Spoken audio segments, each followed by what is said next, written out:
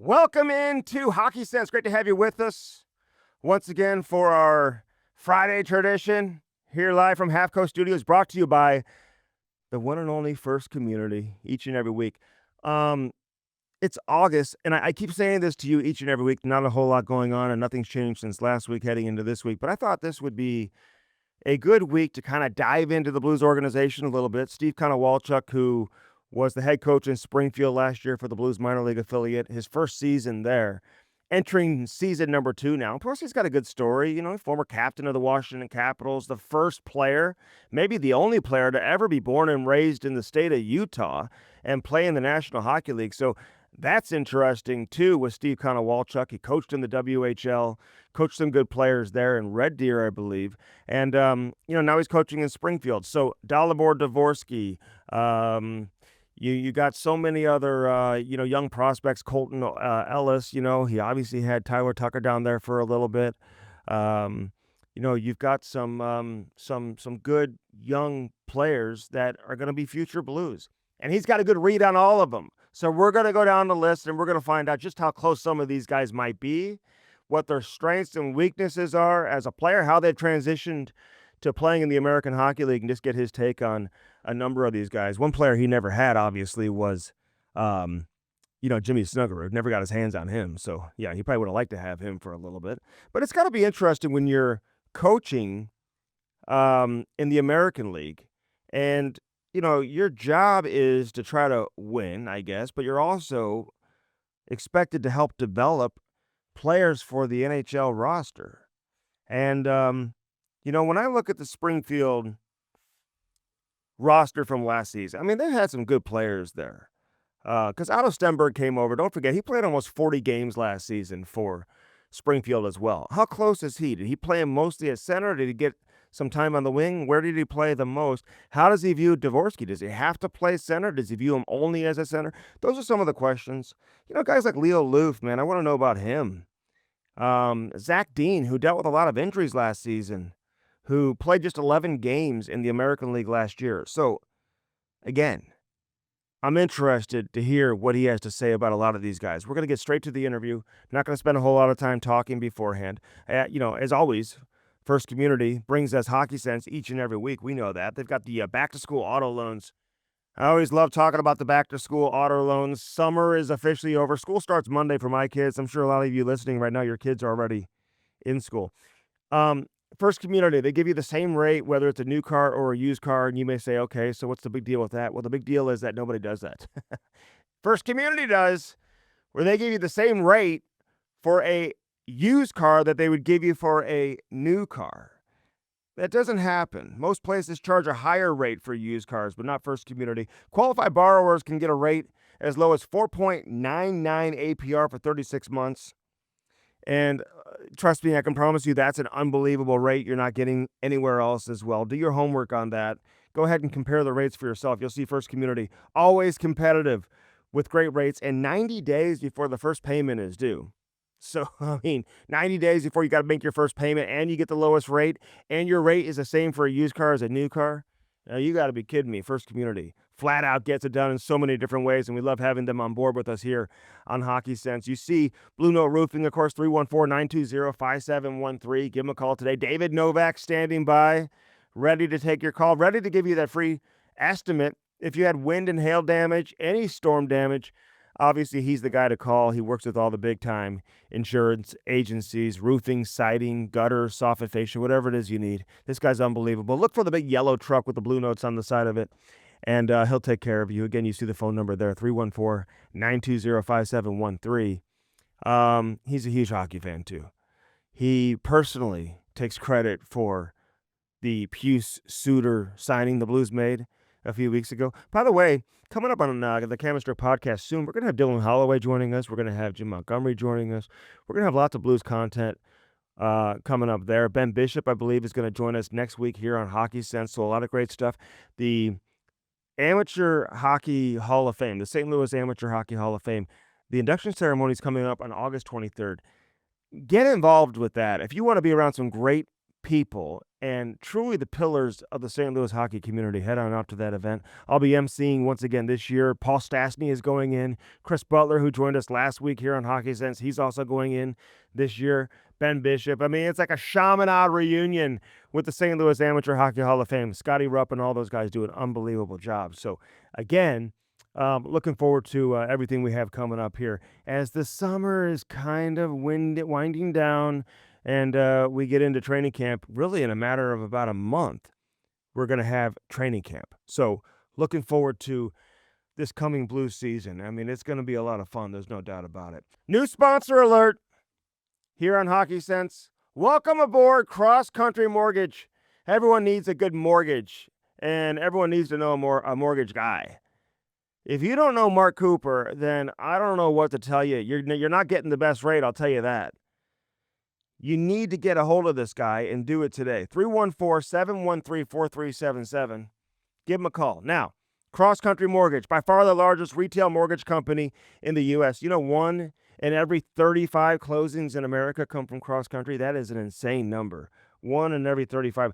They've got dynamic products, home with a 1% down loan, 2% gift from Cross Country, no strings attached, it does have some income limits, but they're very reasonable.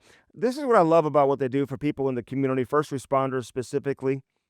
They cover their mortgage up to $525,000 of protection if critically injured or killed in the line of duty. They will cover your mortgage up to $525,000. Are you kidding me?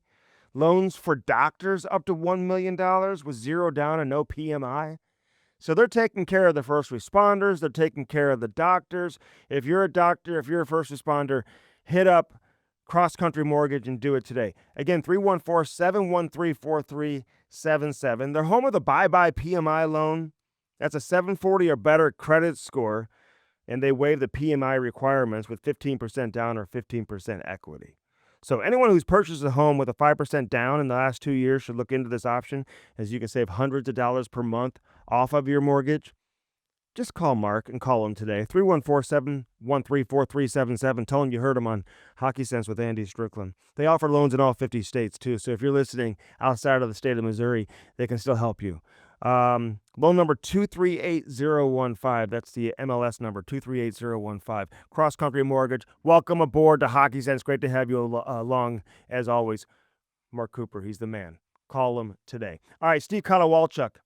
He joins us next here on Hockey Sense. Looking forward to this conversation. We'll dive into the Blues organization. And again, lots of good stuff coming your way, not only on here, but also on Hockey Sense.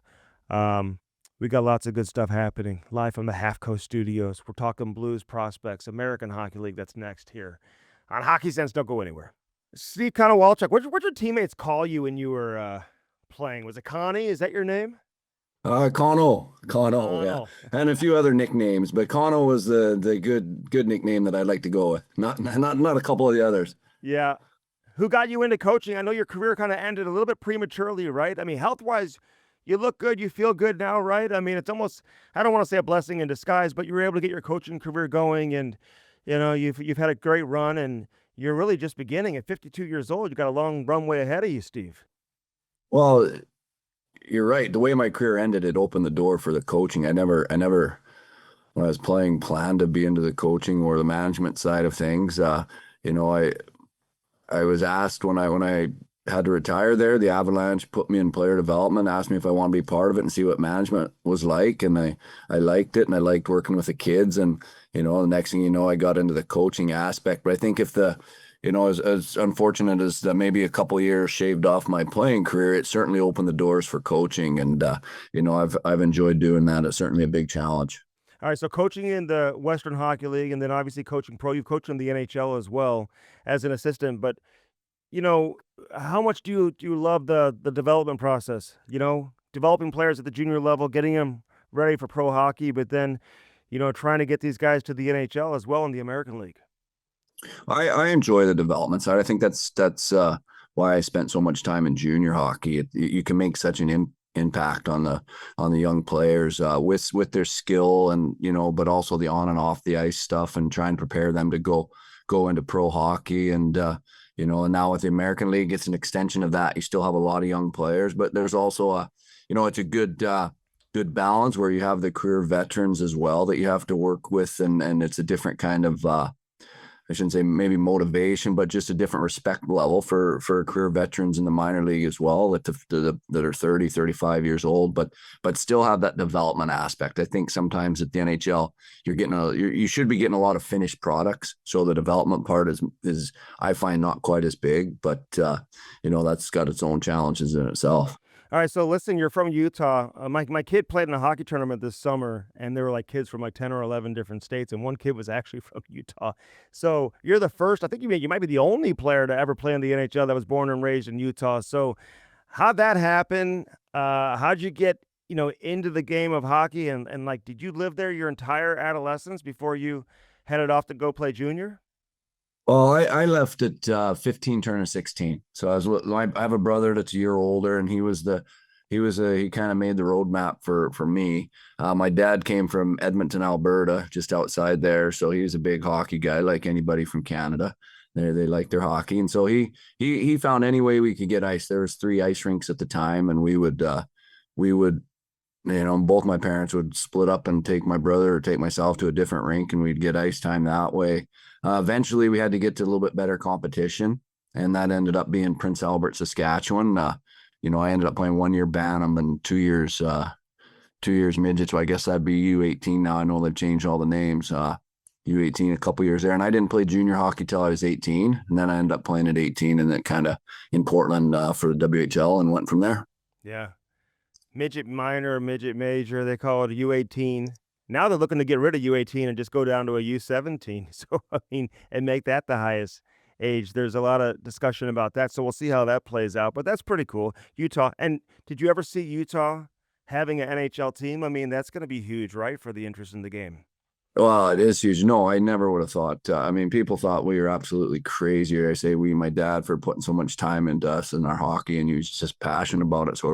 So absolutely. And they didn't even, at the time, obviously we're going back a lot of years, they hadn't even seen hockey. And obviously it's grown since then, and it'll get put on the map even more. The Olympics helped quite a bit as well years back, but no, it's pretty impressive, and it is a good city and a fast growing city. So I'm sure it'll be a lot of success. All right, so when you're in Washington, and you were the captain of the Washington Capitals too, but all these guys that are now executives or coaches, did you cross over with Berube and Dale Hunter and these guys? And I know Keith Jones for sure, who's now running the Philadelphia Flyers. It's just amazing from that team, that organization, how many guys are coaching or involved in management. Yeah, it's pretty, I was fortunate. I spent a lot of years with Dale Hunter and Craig Berube, and, they were always fun to pick their brain, talk hockey. You could always, it wasn't, after games, it would be, you'd go find a pub or whatever and get something to eat, and you'd talk about the game, or whether it's on the airplane. So that was a great learning experience for me, being with those guys. Keith Jones, yeah, we had our first call up together. He was out of college, I was out of junior, and I remember where we were when we got our first call up, and went and played our first game. So yeah, so you don't forget those kind of friendships and memories, and very fortunate. And then another guy that's obviously big is Adam Oates. A lot of times spent talking hockey with him, a lot of years with him. So I was fortunate to play with some real good hockey minds. Yeah, I love talking hockey with all those guys, but Adam Oates too. He's got that next level of confidence in his belief in how the game should be played, if that makes sense in terms of what I'm saying. Like, and this obviously being teammates with him, but like, some guys, kind of speak the game, but like he speaks it to, his own conviction. He doesn't like the way a lot of other people see the game, but he certainly likes the way that he sees it, and he makes a lot of sense. And he was such a good player, man. This guy was so good, wasn't he? Well, yes, he's an amazing player, and I think obviously people know how well he could pass the puck, and it was pretty impressive. I'd be a guy that bounce around from line to line, and occasionally I'd get put on his line, and you'd better be ready to shoot the puck, because you're going to get 3, 4, if not 5 shots that game, where you might get 1 or 2 at best on a different line, and so you got to be ready. But I think with him too, on top of his offense, I always look at, he loved the game. Like he'd skate, he'd be out there skating with the guys that got less ice time, working on his craft. took pride in face-offs, defensive. The times I penalty killed with him, he was a real good penalty killer as well. So as well, he's just such a well-rounded, smart hockey player, and he did it a lot by hockey sense. He wasn't a big guy, wasn't a fastest guy, but his hockey sense with and without the puck was off the charts. Yeah. All these guys you're talking about, they all love the game. I mean, Craig Berube loves the game. And people look at him as like this guy who obviously fought a lot, still played over 1,000 games. But did you know, just in terms of watching hockey with him, and he's talked about those stories over and over again, going and, he still does it to this day. After games, he's not going home after he's watching the late games and loves to eat his wings and whatnot. Like, did you know that he had the ability, not just, the perception of being a fighter, but like to see the game, to read the game, and eventually get into coaching? Could you see that from him at a younger age? Well, you certainly see the passion. I think me being a little bit younger, I wasn't worried about what I was doing later or what he was doing later after. But again, the passion that he had for the game, and he helped me as well, being a little bit older, give me confidence in my ability, what I bring to the table, especially at times, I wasn't scoring a lot of goals. I was kind of a two-way player, but he gave me a lot of confidence in that kind of being that kind of player. And but again, the passion. I mean, we'd get back to the practice rink, and on the East Coast, you get home a little bit earlier, but maybe 12, 1 o'clock, we'd sit at the practice rink and have a couple beer and talk hockey. If you're on the road, you're talking hockey. And so it doesn't surprise me when he likes the game that much that he's still involved and got to the top. Doesn't matter, in my opinion, it doesn't matter if you're a player or coach or whatever you do in life. If you love it, you have a chance to get to the top. And if you don't love it, at some point, usually maybe you don't get to your expectations because it becomes work. But obviously for Craig Berube, it's not work. He'll study the game, watch a game, and wants to be around it every second. Yeah, no, he's the best. And Dale Hunter, obviously, what he's been doing, what he's doing in London, what he's done with the London Knights has just been absolutely incredible. I would imagine you want to be a head coach in the NHL one day. That's why you're doing it. And, being a head coach in the American League is certainly the closest you can get to being a head coach in the National League. Did you know Army? What was your connection to the Blues? How'd you get here to the Blues organization? Well, you know what? I guess it would be more so than Army. It was Maxwell, the GM in Springfield. When I was working for the Rangers, I stepped out of coaching for a couple of years and got into scouting with the New York Rangers. And Kevin Maxwell was the head scout there, head pro scout, and so I had a working relationship. He became the GM in Springfield, and maybe I think that's maybe what got the ball rolling when they were looking for a coach. Obviously, you have the big interview process with a lot of the different staff and Army and everybody in the Blues organization. But I think just one thing led to another from that connection. How often do you talk to Army during the season? I mean, are you guys in contact all the time? Are you talking to, the coaching staff? Are you talking to Monty? Like, who do you keep in touch with the most on a regular basis with the Blues? Well, mainly a lot of our development staff is real good too. Like we have 4 guys that come in all the time, and they're real good. So I think that's the biggest communication. So they're around us, and then from there they take it up top. Obviously, Army checks in. Tim Taylor checks in a lot.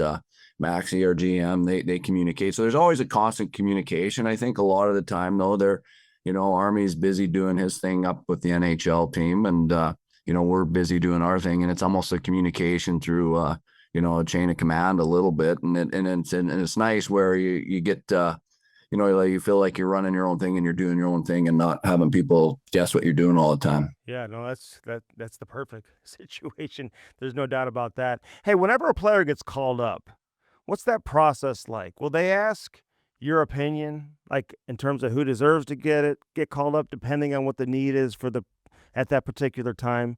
Or do you just get the call and say, hey, this guy's coming up? And then I would imagine you love making that phone call to the kid too, to say, hey, you're going up to the National Hockey League, whether it's their first time ever or, if they've played 100 games. I'm sure that's, just as rewarding for you. Yeah, it is.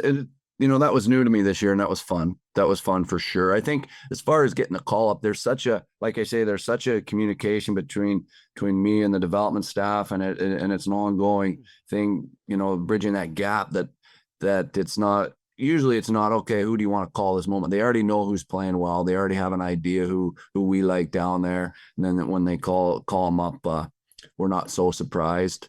But for me, it was fun with Dvorsky, his call up, especially being a young kid. That was his first call up. And I think we got off the bus in Bridgeport, and I called him to the side, and he thought he was in trouble, I think, a little bit. He was like, because that's something I don't usually do when you get off the bus. And I go, no, you're getting called up. So he was a little bit, obviously very excited, a little bit surprised at that moment. But that was fun for me to watch a first time call up. Oh yeah. And his dad was there, right? First time ever coming over to see him, maybe in the American League, right? To see him play pro hockey over here in North America. Didn't his dad just get there? Well, I know he was in the game. I know I remember watching the game and they interviewed him on the game. Now I can't remember for sure if he flew in for that or if he was coming in to watch the American League. I don't know for sure. Springfield. I think I did the interview with him during the Blues game, and I want to say that he was in Springfield. He came in to watch him, so it was perfect timing for him to be over here. So he caught his first NHL game. Nothing better than that. Yeah, no, very exciting. You got a lot of guys. I'm just curious, as an American League coach, is it about winning? Because you want to win, man. You're a competitor. You want to win. I mean, I'm sure that's the goal every single time you see prepare your guys to go out there and play. But you also want to develop these guys to get to the NHL and help the NHL team win. So, what's the balance like as an American League coach in terms of development? Well, I mean, it's development. First and foremost, it's development. You cannot lose that perspective. That's why the American League is formed. The NHL teams have the American League so they can develop their hockey players. So you can never lose sight of that. That being said, like I really take the approach that it's the same habits, and it's the same habits that when I'm developing an individual hockey player to play in the NHL that's going to keep him in the NHL, it's the same kind of habits you're teaching that also develops a winning culture and a winning team in the American League, right? The 200-foot game, the battle, the compete level, the work ethic, and then you bring it with the young skill, so you can do both. You definitely can do both, and also with that, the developing, when you get a player that's 20, you want to develop some by the end of the year, he's better. Well, that's going to help you win as well. And we saw Devo really take off, example on the power play. He has that natural ability.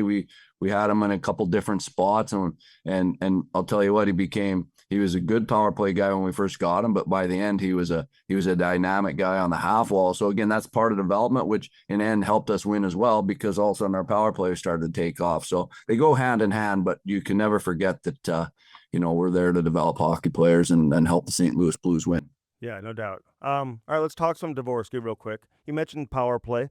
He scored over 20 goals, which is, I don't want to say it's rare, but it's not very common for a kid of his age to come in as a teenager and score 20. You just don't see it very often.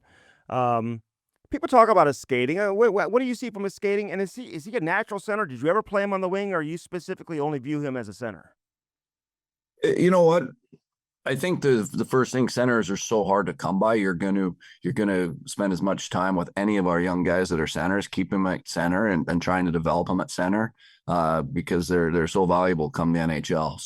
So we wanted to keep working with him there, and he grew. He grew defensively. He grew better in his own end, and that's important. Where guys end up in the NHL, you get up there, and a lot of guys are centers, but when you get there, you get put to wing and the chemistry with someone else. And where he shakes out, I could see him playing a little bit of both. Like he's so good at getting the puck and moving it quick to the open guy. He's a sneaky good passer. Everybody talks about his shooting ability, which is above average, but he's a sneaky good passer. And I think in the brief games in St. Louis, you really saw, like, if you're a skill guy and you're playing with Devo, you'd like it because he's getting you the puck. And then he'll get open and be in position for a good shot. So I still believe he's a center. I still believe he's a center, and I think he's going to be able to be a good solid center. But if you put him with a pretty good passer, a center that's a pretty good passer, and he's on the wing, he's got that shot that can be pretty deadly as well. Yeah, it's interesting because everybody wants to be in the NHL, but some of these kids, listen, they got to learn to be patient too, right? Their time will come. Is that something you had to deal with him, or was he just focused on getting better every single day down there? Oh, he has a good attitude. Very good kid. Very good kid. Very good attitude. Obviously, like as far as me working with him, he didn't show many signs of letting his frustrations get to his game, whether it's practice or or in the games. I know, you hear from other people. He wants to be in the NHL. They all do, and I think they want to be there quick. I was no different. I wanted to be there quick. I didn't want to be in the American League, and I think that's special. And I think you want a player that wants that too. They have that hunger. It's just about channeling it the right way, and he did. I think this, with our team, we were very young, especially up front. I mean, we had 2 19-year-olds, a couple 20-year-olds up front, 20-year-old defensemen. They're all shocked how good this league is, the American League, and they're all top players, first round picks, second round picks. They're top players coming from where they are, and they're shocked how good the American League is. So I think that also helps them stay focused. Because if you're not focused in the American League, you're not going to have success there as well. And so that I think that kind of keeps everybody in line and helps them move forward. What about a guy like Otto Stenberg, who came and arrived late? I think you still had him for close to 40 games, something like that. A lot of high profile. He's played on the big stage, obviously playing international games with Sweden in the World Juniors and whatnot. First round pick. What'd you see from him? And did you play him at center as well? No, we played him more on the wing. Played him more on the wing. He did really good. And again, he's a guy at the end of the year was probably a little frustrated, with the exit meetings that, they're top players and they want to dominate the game every time they're out there. And he played, in my opinion, he played very well for us. You get a 19-year-old halfway through the year and he came in, we could play him 15, 16 minutes, some power play, some penalty kill. He's a smart hockey player. He has such a well-rounded skill set. He can skate, he can shoot, he can think. So it's all there. I think again, it was just a 19-year-old playing with grown men. And so I think as he gets stronger, all that will just take another step. He'll have the puck more and he'll add more offense, and which I know he wants. But again, very impressive for him to be able to come over and play the amount of minutes he did for us. One of the most interesting players you have down there, and we don't hear a ton about him because you've got Bennington and you've got Hofer, but Colton Ellis is a guy. I just feel like he keeps getting better and better. What you know about him, and what's your read on him in terms of his future? Well, I mean, I didn't know a lot coming in. You learn your players, and I certainly was very impressed with his play all season.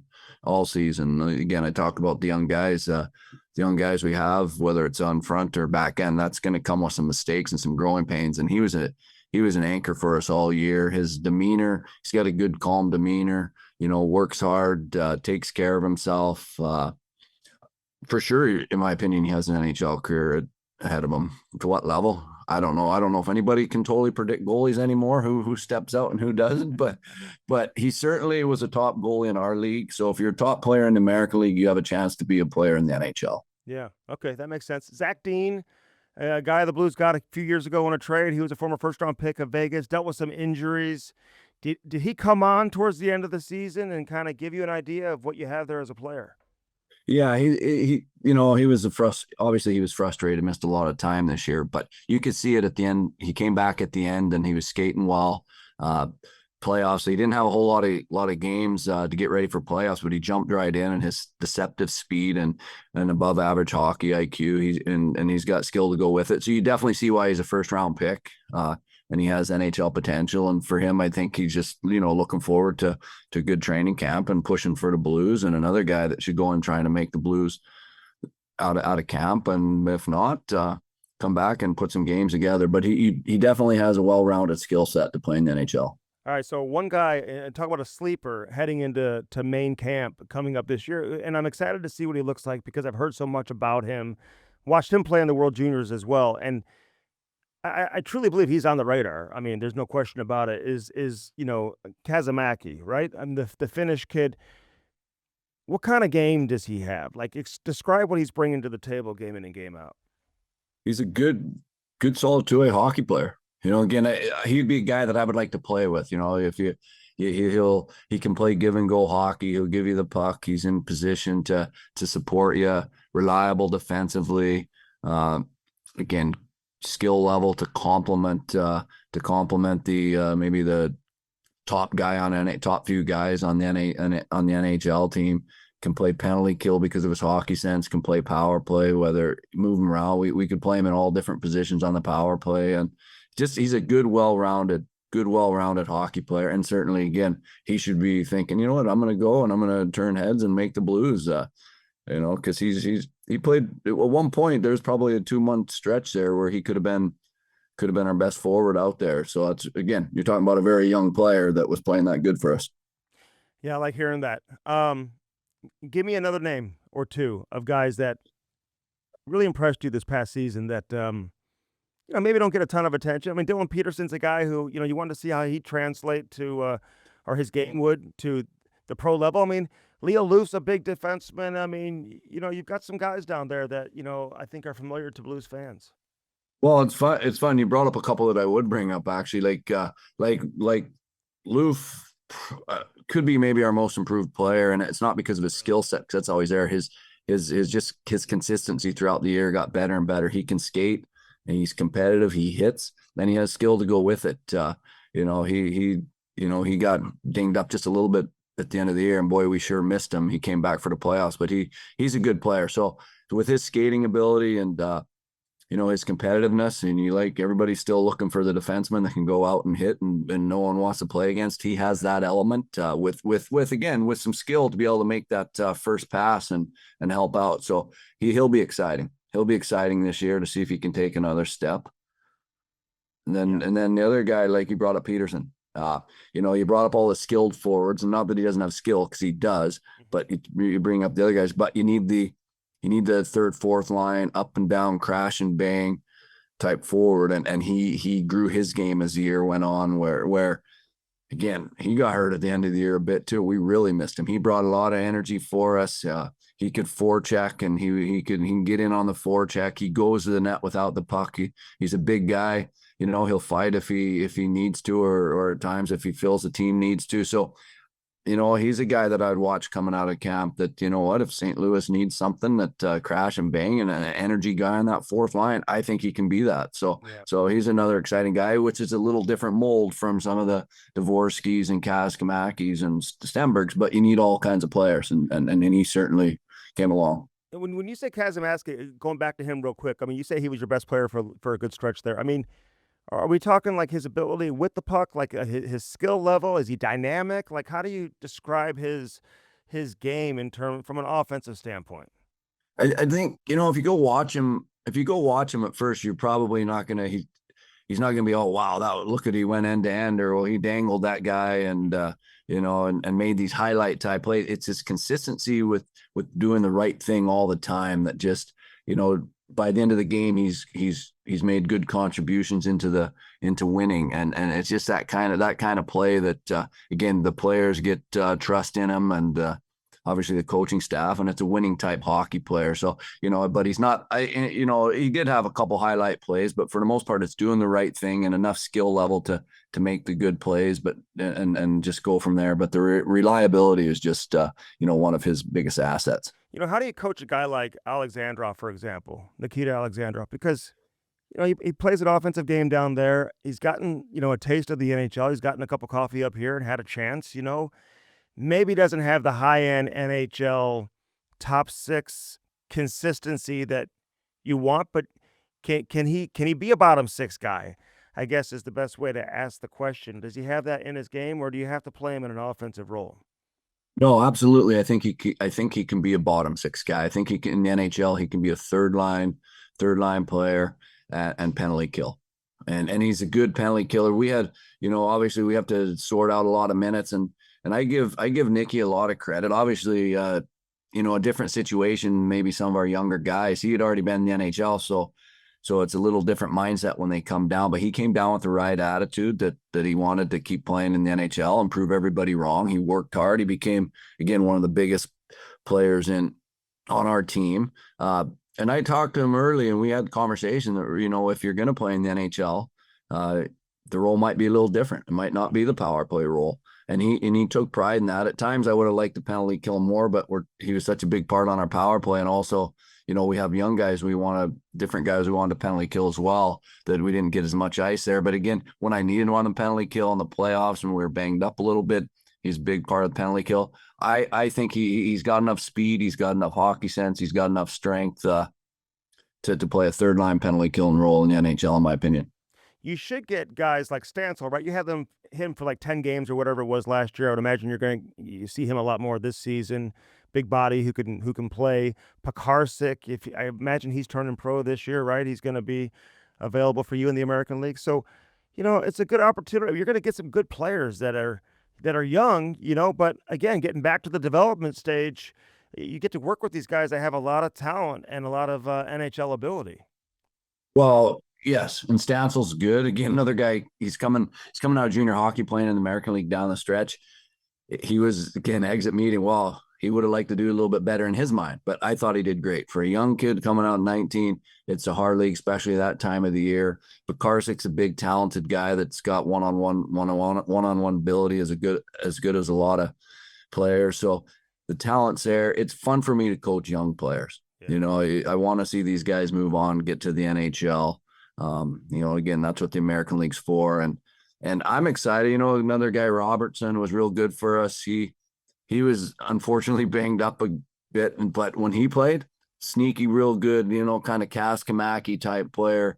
Very good too. All these guys, I'm really excited because we have a lot of the same team coming back now. Mm-hmm. Now these 19-year-olds are 20 and 20 or 21, assuming however it shakes out with the Blues. But it's a very good core.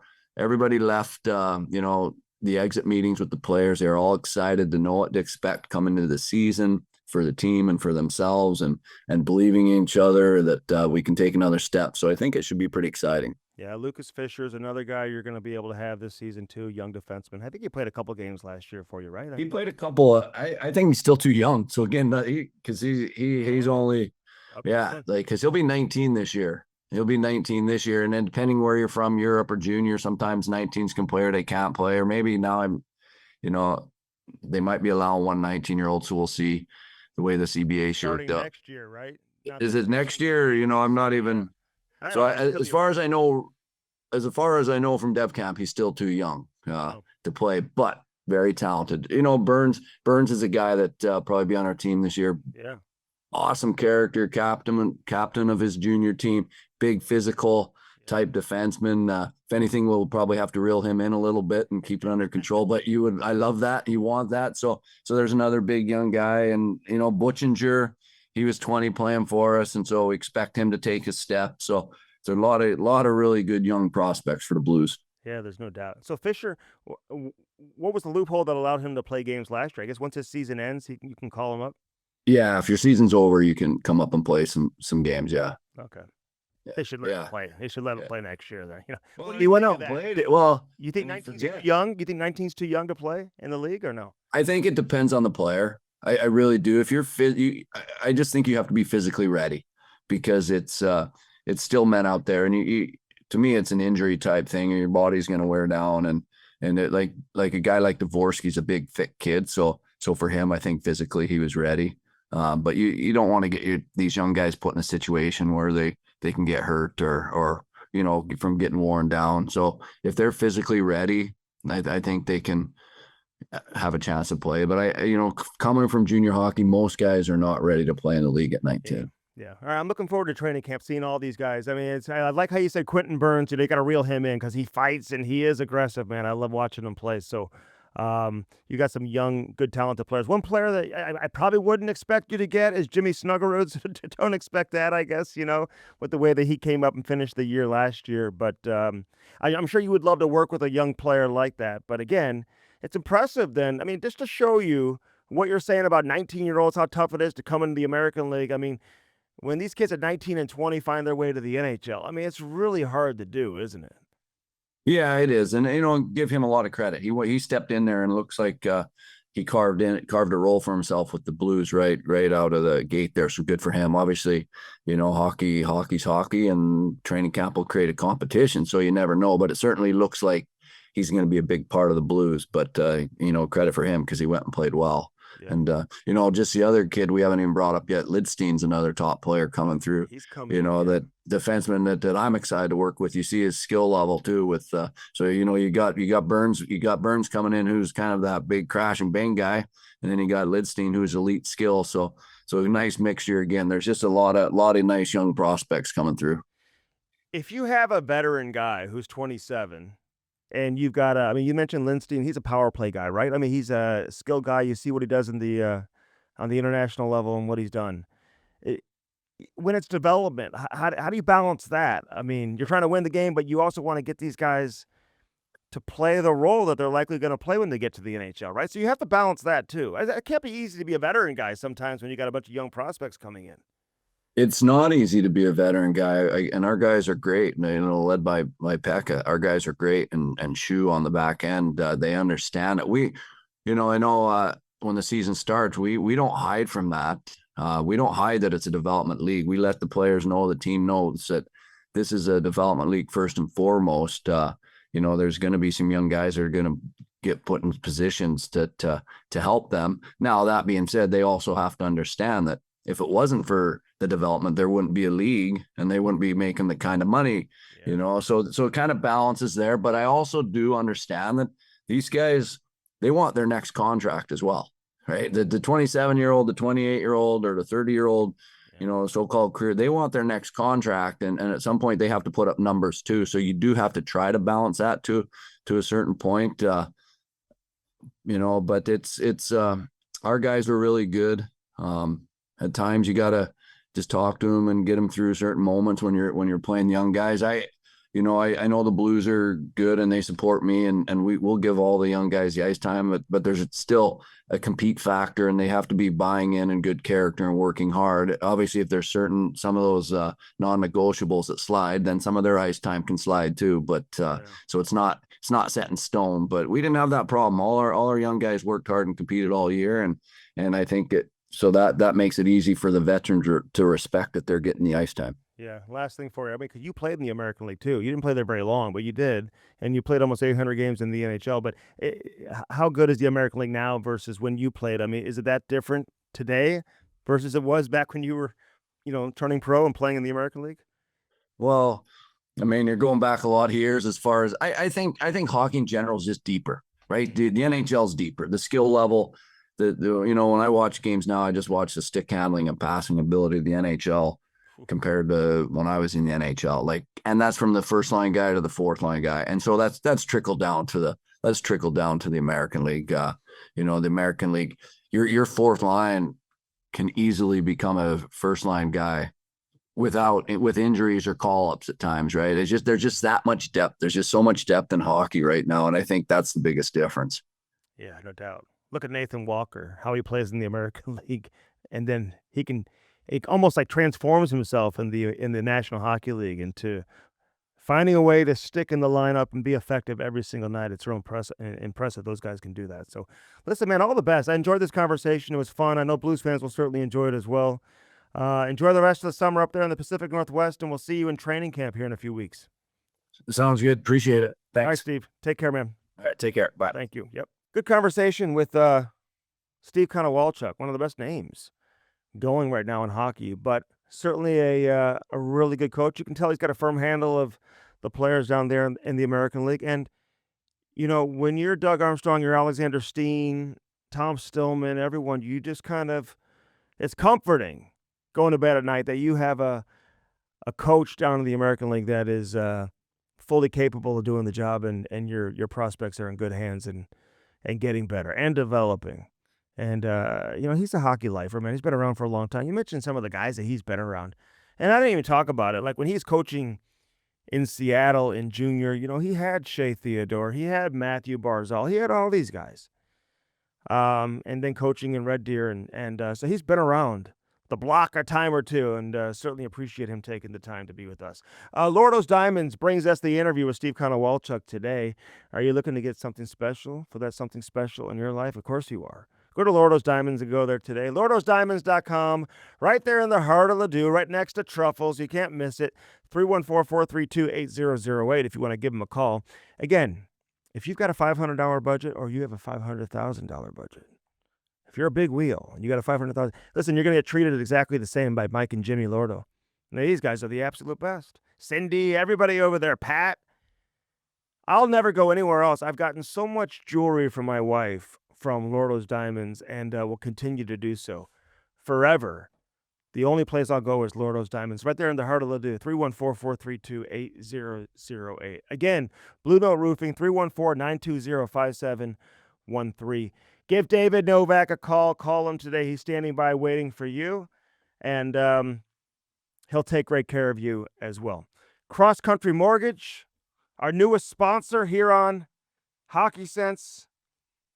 I can't tell you how excited I am to have Cross Country Mortgage with us, Mark Cooper and everybody over there with the team. I mean, they've got so much good stuff going on. And again, the most important thing that I want everyone to know is that they can close loans in all 50 states. What they do for the first responders, I mean, if you are injured or you're even killed, unfortunately, in the line of duty, they will cover your mortgage up to $525,000. You got to be kidding me. Loans for doctors up to $1 million with zero down, no PMI. They're taking care of the doctors as well. So again, they got the bye-bye PMI loan with a 740 or better credit score. You can have no PMI with 15% down or 15% equity.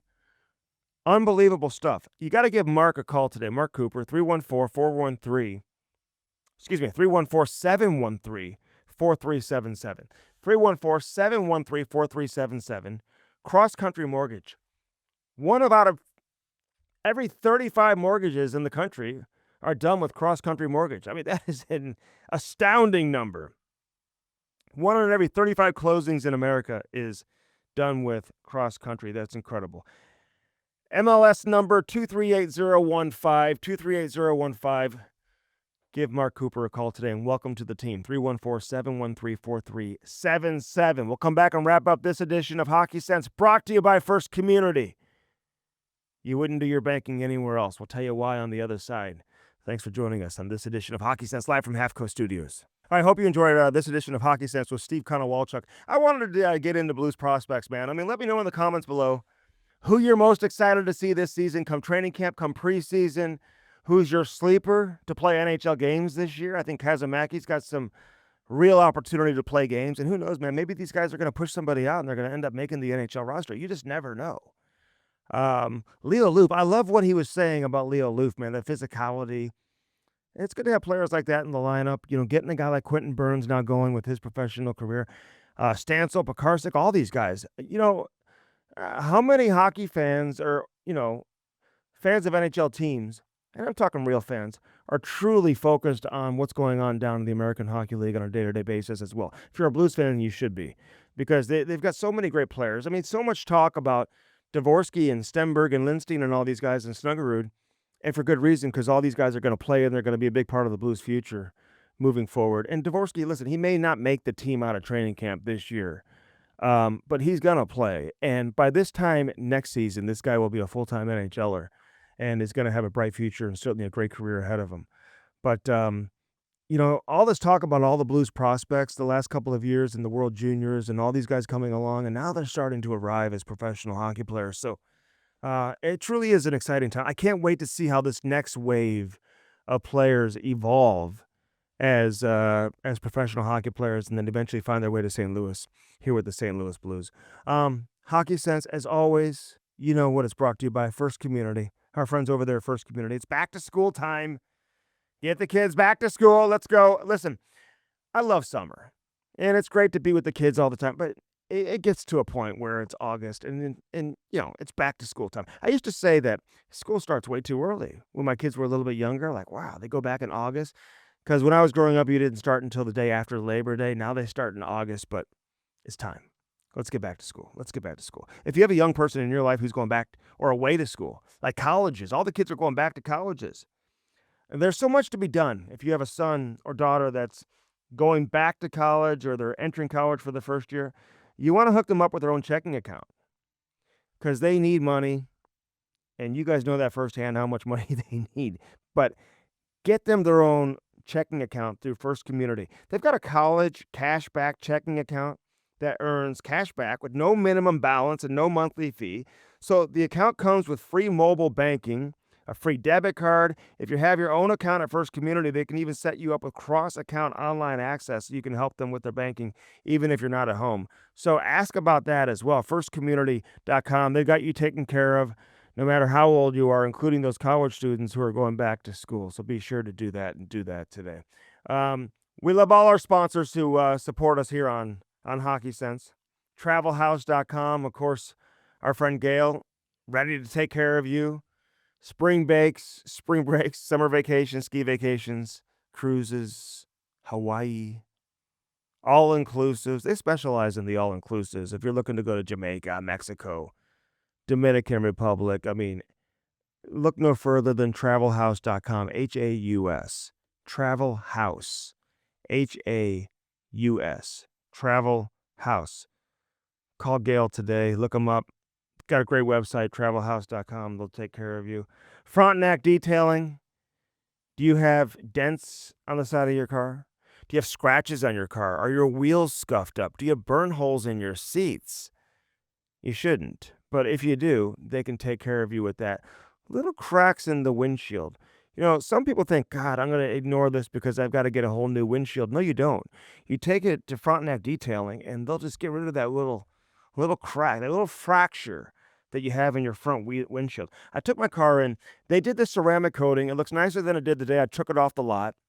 Jim and his team are absolutely incredible. You got to give them a call and take your car in. It's right there where the Honda Frontenac dealership is. They've got space inside the front of the Honda Frontenac dealership. Frontenac Detailing. Unbelievable. 314-226-7411. What Jim did for my car, I can't thank him enough, man. It's like you just bought a brand new car. I mean, that's kind of how it feels. So the best time to protect it is right now with professional ceramic coating. Makes your paint shine. Shields from bugs, sap. All that sap gets on your car. All the stuff that's in the air here in Missouri. Stains, chips. I chose Frontenac Detailing for an 8-year coating on my new Audi. And you can do it as well. It looks even better when I picked it up. So who wouldn't want that kind of protection? I know you do. Call Jim at Frontenac Detailing today, 314-226-7411. All right, we got to get out of here. Hope you enjoyed this edition of Hockey Sense. We thank Aiden for all his help today. Be sure to tune in every single Friday. Subscribe and like everything we do on YouTube. And do the same for the Cam and Strick podcast as well. Some great interviews coming there with Monty and Dylan Holloway, some Blues stuff happening, and also some other big names from around the NHL. We just dropped Kyle Dubas, his first interview that he's ever done on a podcast.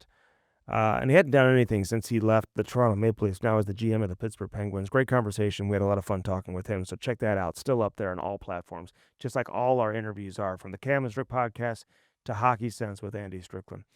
Reminding you to keep your head up and your stick on the ice. We'll do it again next Friday. It's our Friday tradition, Hockey Sense, live from the Half Coast Studios. Have a great weekend, everybody.